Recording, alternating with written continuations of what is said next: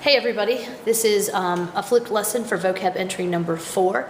I've actually done a board here so everybody understands what we're expecting for this vocabulary entry. Don't worry about doing anything over the weekend. We're going to go ahead and film this today, and then you'll have time in class. We'll have the laptops on Monday for you to go ahead and get some of this information down. It should be noted that we're going to do lab work all week, and there's a couple points I want to make sure everyone's on the same page for when we get ready this week to start that lab work. Okay, so vocab entry number 4, we're looking at 3 words: solubility, density, and mixtures. So you'll want to title it vocab entry 4 along with those 3 words. Don't forget, each word gets its own page in your notebook. That's a little different than what we normally do, but because we're going to be adding lab notes to each of these words, make sure each word gets its own page. If you write bigger than most people, you might want to give each one 2 pages, a front and a back, so you have ample room for lab work notes as well. Each word will get defined. We'll illustrate it, and then we have lab notes that go along with it, and that's the reason for the extra pages to leave blank. Lab safety this week is a must. There will be a lot of movement about the room. There will be some conversation taking place. Movement needs to be where you need to be. If you're in a lab area, you need to follow the instructions that will be in that lab area. We'll have things that are being heated, so there's hot plates. There's a lot of glassware this week, so we need to make sure we're taking everything as seriously as possible. And on-task behavior is required. If I have to constantly monitor your behavior because you're off task, not in your area, not moving about the room in a safe manner, I will shut your lab work down, and I'll have to find alternative means for you to get the information. Pretty simple, easy stuff to follow. We've talked about it before. Lab safety is common sense. Let's get started.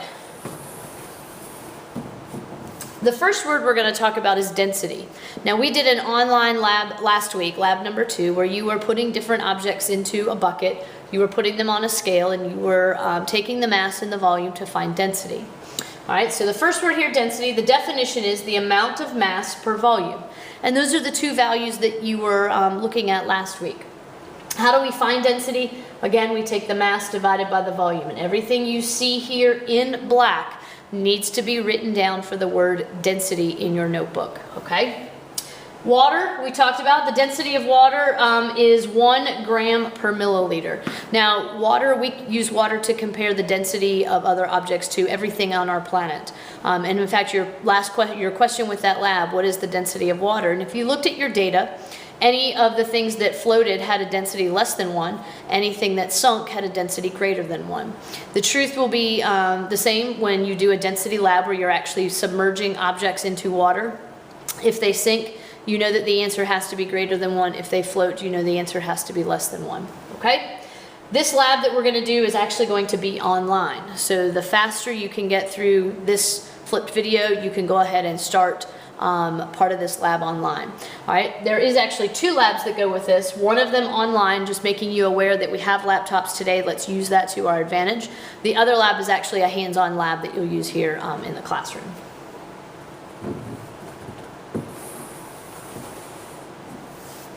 Word number 2, and again, everything in black needs to be in your vocab notebook. Solubility, put on a different page. You want to have your own page for solubility. The definition is the ability of a substance to dissolve into another. All right, very simple. If you think easily like sugar and water, you can dissolve sugar into water. Okay, 2 words that you also have to have here: solvent, and the example in one of the labs we're going to do is water, and the solute, one of the examples we're going to do are Smarties. Now, I purposefully didn't give you the definition of these 2 words. Through your lab work, you'll actually come up with what you think your own definition is. In this lab, I know we don't eat in the laboratory. This is a lab actually where you have to eat Smarties. If you are allergic to something that would be in Smarties, I need you to let me know that ASAP so I can make an alternative plan for you for this particular lab. Okay? The question I want you to try to think about when we think about solubility, even though it's written in red, I would write this question down. All right, what 2 things affect the rate of solubility? What what determines how fast an object can dissolve into another one? And we're going to take a look at that. There are 2 labs for this particular topic. One of them involves Smarties. The other one is going to be observing how quickly a sugar cube can dissolve into 2 different beakers of water. It should be noted for this particular lab there will be a hot plate set up, so you'll have to be very careful as you are observing and making your way around this particular lab station. All right, finally, our last word is mixtures. You're going to want, again, write everything that you see in black. All right, the definition is a combination of 2 or more pure substances. An example of a pure substance would be water, salt, chlorine, any of those things. It could be an element or a compound, but it is a pure substance. It should be noted that all mixtures are not chemically combined together. We can mix salt and water to make salt water.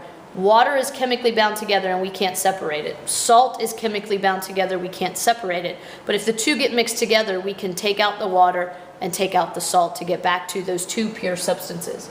These are easily separated back into their original pure substances, whether it is through filtering, whether it's through evaporation, whether it's through actually heating it to get rid of one of the substances. Magnets are another way you can separate substances. All mixtures are broken up into 2 types. One, homogeneous, and in that one it's an even distribution of pure substances. When you look at a homogeneous mixture, you can't tell what the 2 substances are, you just know that they are combined. Okay, if you were to mix sugar and water and look at the container they were in, it would look like just water. That's what a homogeneous mixture is. A heterogeneous mixture is an uneven distribution of the pure substances.